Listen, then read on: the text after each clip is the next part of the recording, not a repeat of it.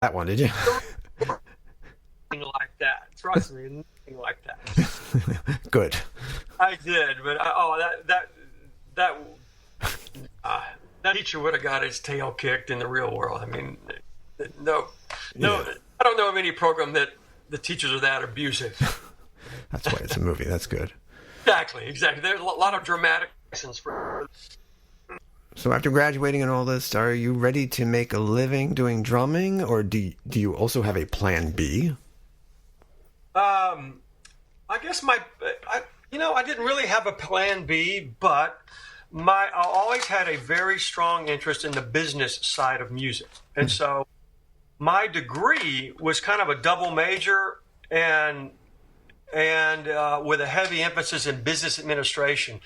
And so I hung out an extra year and a half and kind of did a business degree to hone in on if I wanted to be on the business side, management or business management or art management or even art administration, working for some sort of local arts organization, I could do that. And so I did finish that degree, and everything I've ever been involved in, I always just had an interest on the business side, and so it's more of a now, and it's paid off in that I was always band leader on a lot of recording sessions, and that involves filing the contracts and making sure everybody's getting union and coordinating everything with the union, and so all of that,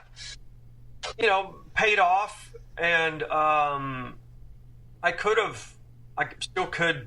I have the degree if it's required, but if I needed to work with a local arts organization or whatever, I could, because that involved earning that degree involved learning how to write federal art grants and all sorts of grants applications and going through just all the administrative side of the business side of music and whatnot. But I haven't had to do that kind of stuff in years, But that was my plan B. But knock on wood, all I've ever done for 30 years is been on the performing side, as a player, and mostly as a side, but also as a recording artist with our band Sixwire. We were on Warner Brothers records for several years.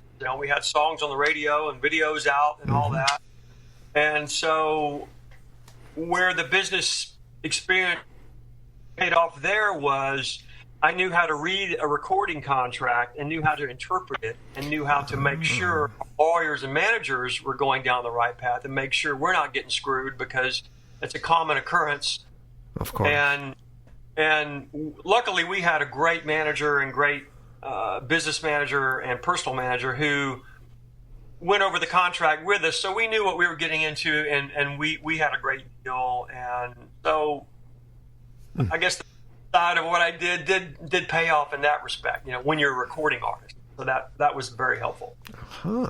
See, it all comes around. I like that. It does. It really does. And I can remember that going, I taking some of those classes just thinking, I'm not going to use this, accounting and finance and all this stuff. And actually it did pay off years later, but classes were very painful and were not fun. And I question my decision on why I was taking those classes. Yeah, you're more of the performer. You want to get out there and perform.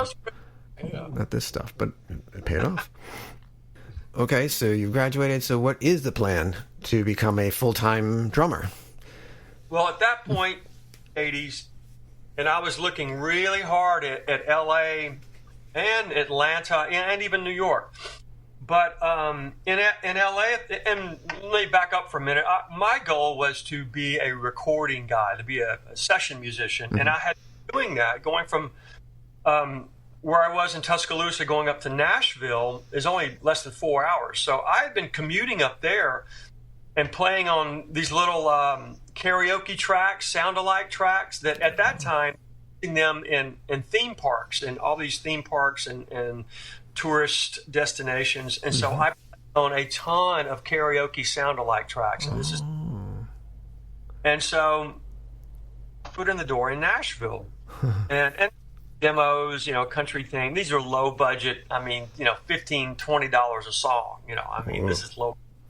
But it got my foot in the door, and I met a lot of great players. So I'm still in college at the time. So anyway, when I graduated, it was okay. I was looking at L.A., looking at New York, and it's a tough. Know what city it is. It doesn't matter. But in L.A. at the time, there was a lot of big metal hair band. Think Poison, Motley Crue, Cinderella, a lot of that kind of stuff going on. And I wasn't really into that. New York was very jazz heavy, which is fine. But I wanted to be more of a session guy and play different things. And a lot of the recording work at that time was kind of dying off. And things in Nashville wasn't just styles going on in Nashville. And this is 1987. And plus, I already had a connection there. And I'm thinking, and that many connections, it's very hard at that.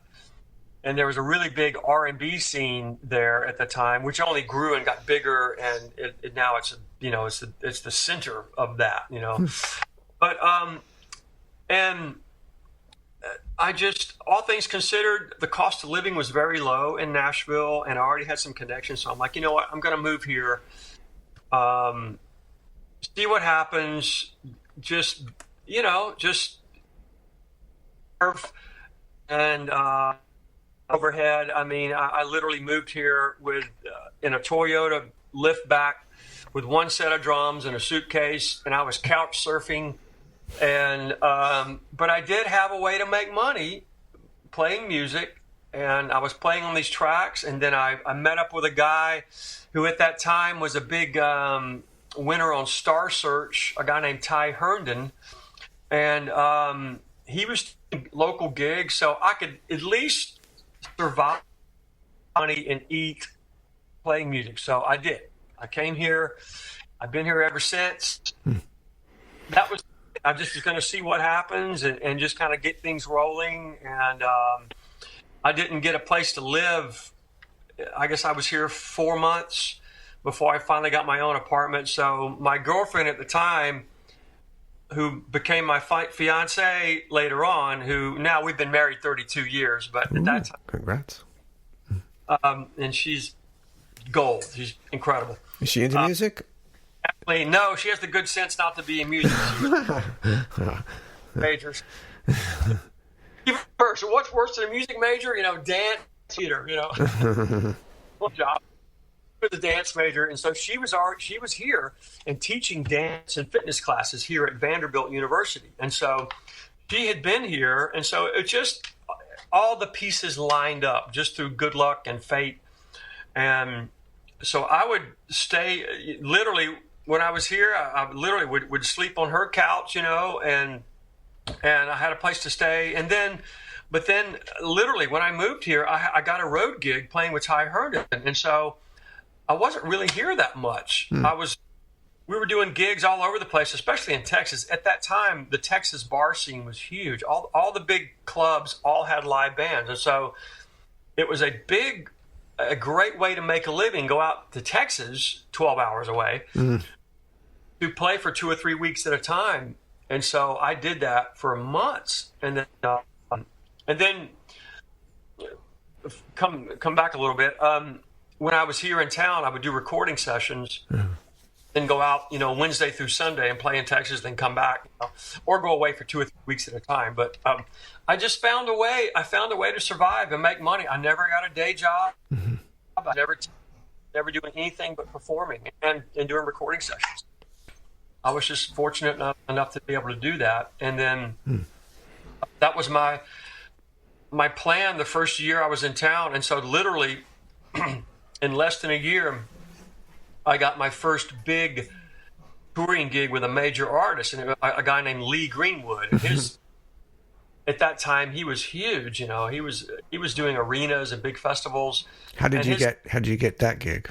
Well, totally through word of mouth. It's one thing always leads to the next, and it was that same thing. Ty was playing local gigs around town, and some of his band guys knew just knew a lot of other players, and the word on the street got out that Lee Greenwood was looking for a new drummer. He wanted somebody who could play a bunch of different styles and play rock and pop and jazz, and then play country too. But is a very, very pop country act. I mean, he had trouble getting his records on the radio because he was not traditional country. He was very more pop R&B. This is 1988 I'm talking. And so he was always on the pop side of, what they call country music. And so he wanted a band that could play rock and pop, but also play country. And so he put together this band of young mid-20s age guys. And I got the call to come audition. There's a lot of word of mouth. And then Lee heard some recordings I played on. He goes, I like this guy. I want to hear him play. And then, so I went through a bunch of recommendations. I went and got the audition. Were you nervous? Audition in person in Nashville. And it was the weirdest audition because it wasn't with the whole band. It was just, Lee is such a great instrumentalist. Like, he's a really good keyboard player and sax. So he said, bring your drums, come to my house, and I just want to hear you play. I said, okay, great. I showed up with a full drum kit. I thought the whole band would be there. Well, no, hell no. It was just me and Lee, and that was pretty intimidating. So I set up in his big music room, and I'm facing him. He's on a grand piano, and so I knew about the audition for a couple of weeks. So I learned every hit record. Of course, I learned "God Bless the U.S." I learned these other hits he had, and I studied everything left and right. I was ready. Anything he threw at me, I was totally ready. And no charts. I'd memorized everything. So we get there and we start playing, and he goes, well, follow me. And he starts playing Michael McDonald and Doobie Brothers and Ray Charles and this stuff. And so I play along, and I'm playing the grooves. It's all good. I go, well, Lee, I studied all your hit records. Aren't we going to play some of your? He goes, oh man, I know you can play that stuff. I'm going to see what else you can do. I'm like, are you kidding? And so he's just totally busting my chops. Wow. And he goes, man, I know you can play my stuff. I'm like, oh, well, okay. So we're just sight reading. He's just throwing curveballs left and right. And he would go from Ray Charles to James Brown, the Doobie Brothers to Toto to just in one session. Wilson Pitt, Midnight Hour or whatever. And he goes, well, let's do some jazz stuff. We'll play some Buddy Rich type stuff for me, just by myself. Really?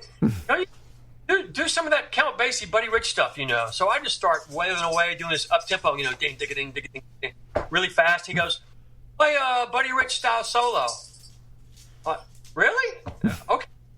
So I changed gears, just start wailing away really fast, traditional grip, doing doing my best imitation of Buddy Rich. No one, right? I'm doing the best version I can do. And so I started doing all that kind of stuff. And then he goes, we'll do, so I did that. And I go, well, how about some Latin? You want to hear some Latin stuff? So I did some, what Steve Gadd would do, like Paul Simon, Late in the Evening, Steve Gadd, Mozambique, which is Late in the Evening is a very famous drum part that's pretty difficult to play. And so I was playing all this Latin stuff. Wow. Then I would do just a straight up hard rock Zeppelin double bass drum kind of thing. I just played it. Think of that he wanted to hear solo wise, and he's like, yes, that's it. That's what I wanted. Because I know you can play the country stuff. And then he hired me on the spot. He goes, on the spot. Us in days, and are you available? I'm like, hell yeah, I'm available. So, next thing I know, I was with him for almost 7 years. We were doing 200 plus shows per year, and I was gone probably 250 days a year because it was a heavy touring gig. And it was great because he was very hot at that time, and that opened all sorts of doors. And it was a major artist gig, and it was a lot of hard work because being gone so much. but it was a lot of TV appearances, tons of arena gigs and big festivals. And that was the first major artist